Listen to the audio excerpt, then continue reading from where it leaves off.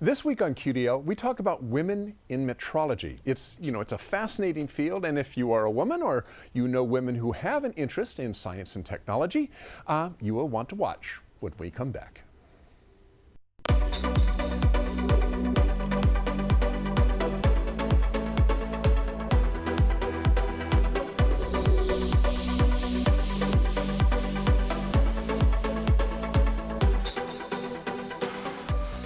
Welcome back to QDL. QDL is your weekly look at who and what is making news in the world of quality. I'm Dirk Ducharme, Editor-in-Chief of Quality Digest. You know, we hear a lot, and we've talked a lot on this show, about how schools and industry are trying to attract more women to science, technology, engineering, and math careers, the STEM careers. Well, within our industry, quality and test and measurement, there is a fascinating field of metrology. That's the science of measurement. And pretty much no matter what industry you're in, and for sure if you're in manufacturing, somewhere, somehow, things are being measured. And in my opinion, one of the more interesting types of measurement is 3D measurement, the precise measurement of objects using lasers, white light scanners, portable arms, stationary CMMs. The list goes on. There's a lot of equipment out there that does 3D measurement, and it's a really fascinating field that you can take literally all over the world. So it's an industry that is a career that will literally take you all over the world. And today we are going to talk to a woman who has a long career in metrology. Rina Molari-Korgel has spent years as a portable metrology specialist, not only within manufacturing settings, but in some very interesting field settings as well. Rina, thanks for joining us again on the show. Hi, Dirk. Good to see you. Thank you for having me on. Sure. Well, I hope I haven't oversold the job of being a metrologist. I mean, it is a job after all. But from someone on the outside looking in and hearing you tell stories of some of the things you've done in the field and kind of what you do, it does sound really interesting. So why don't you tell our viewers what a metrologist, a portable metrologist such as yourself, does? What's your job entail? Well, I've had a lot of different positions in my lifetime doing portable metrology, starting off with actually having a permanent position at Lockheed Martin, which was previously General Dynamics, and actually learning from a lot of the great tool makers that worked on those airplanes that came out of that factory. But getting into portable metrology is something that you can do if you want to be working on a floor. There's many open positions for that level. If you prefer to be working on a project level where you're not necessarily down on the floor every day, but you're working on these projects that involve automation.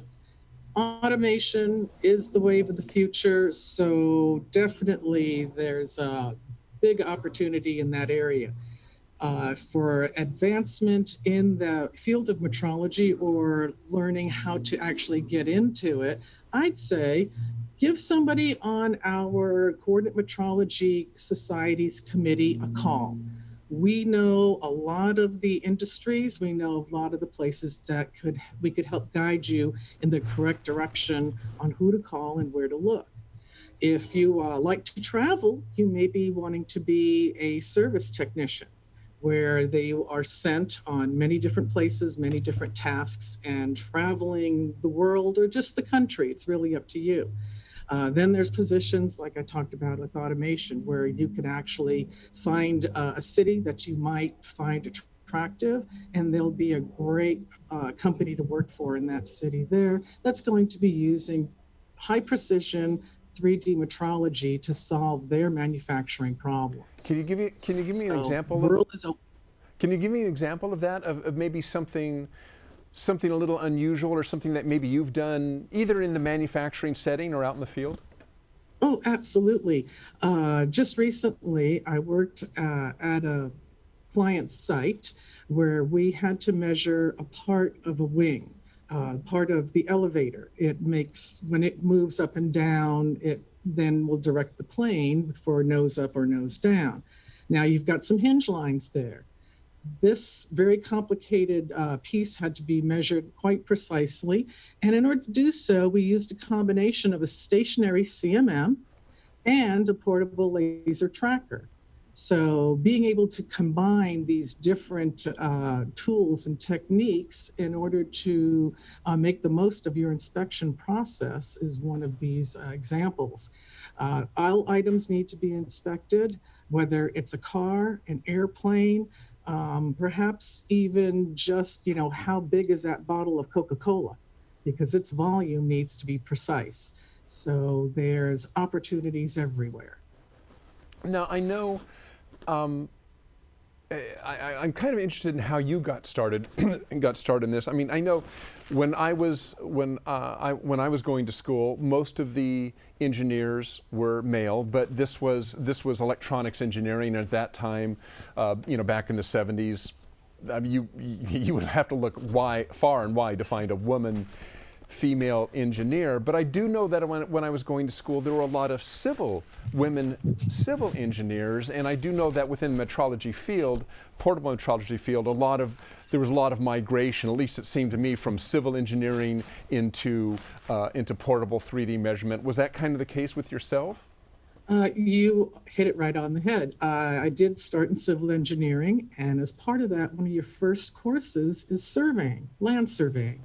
Once I took that class, I fell in love with measuring dirt. So from there, I decided to change my path and not do civil engineering, but rather surveying and photogrammetry back then. So I looked around, found the appropriate school, ended up at California State University of Fresno, and graduated with a degree in surveying and photogrammetry. The timing was such that we were learning programming at the same time, learning how to program these very intense calculations that are performed in photogrammetry.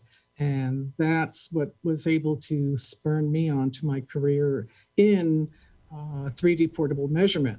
I did get out of the programming because once I did get my first job at Lockheed Martin, I really liked working on the floor. I liked doing the measurements, working with the tool makers or the inspectors on the floor to get these measurements done. So exactly, civil engineering was my big step into surveying. And really, if you talk about women in surveying, there still aren't that many of them in surveying. When I did a little research on that, I found that last year, the women in land surveying had their very first little gathering in Austin, Texas, and there were only about 30 of them there. Oh, wow. So, yay, come on, women, join the ranks of all these measurements, Well, whether you're measuring dirt or airplanes or pipes up in the oil and gas fields. So what's your pitch then? I mean, I know the metrology field in general has been losing people as they're getting older, they're retiring.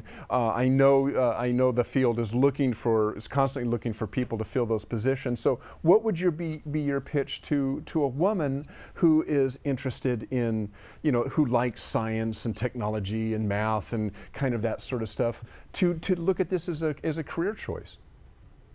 Oh, absolutely, because you do have such a variety of positions. I hate to be redundant, but if you don't like working on the floor, you could definitely get involved with the automation. That's a big step in our future. So being able to take the processes from a factory and convert them into an automated process that suits their requirements is a great engineering job also. So for women, please, it is, difficult to get that first step into the engineering field. And I guess that's where we need to reach them when they're a little bit younger. When you look at a lot of these women in scientific positions, at an early age, they had an interest in perhaps taking apart their bicycle and putting it back together again.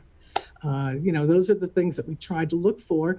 And perhaps the parents, when they see that technique of a young girl, growing up, hopefully they can spur them on into the correct direction also. And, not into the traditional, oh, you need to be a nurse or a teacher. Right, exactly. So there, you are part of the Coordinate Metrology Society, the CMS, whose function is basically to highlight and provide training and so forth in 3D metrology, the things we're talking about, and we're talking about equipment like portable arms or laser trackers or even stationary CMMs now they're focusing on and so forth. But part of what you're doing is you and I believe Michelle Edwards of Faro, who is a manufacturer of portable 3D measurement equipment, you're going to be doing a Women in Metrology series as part of the CMS show this year. Tell us about that. What's going to go on with that? Yes, we have 3 weeks planned in September, where on Monday they'll be releasing some presentations that CMS members will be able to access starting the first Monday of that week for that series. And then at the end of the week, we'll have a Women in Metrology cocktail hour, kind of to round out the week and have actual some face-to-face interaction. We're going to use, I believe, GoToMeeting. Don't quote me on that, but I believe that's what we're going to be using. And trying to get the women together to do a little chit chat. We'll do some self-introduction.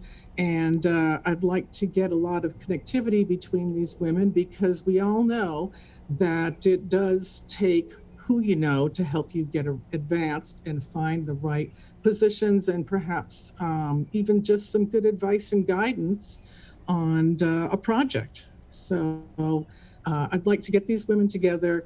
We'll go over, I'd like to do a little bit of women in history and, challenge some of the women to bring a woman in history of their choice. And when I say women, I meant engineering history, sure. Engineering and mathematics. So those are the things that I'd like us to take a look at and to have some fun.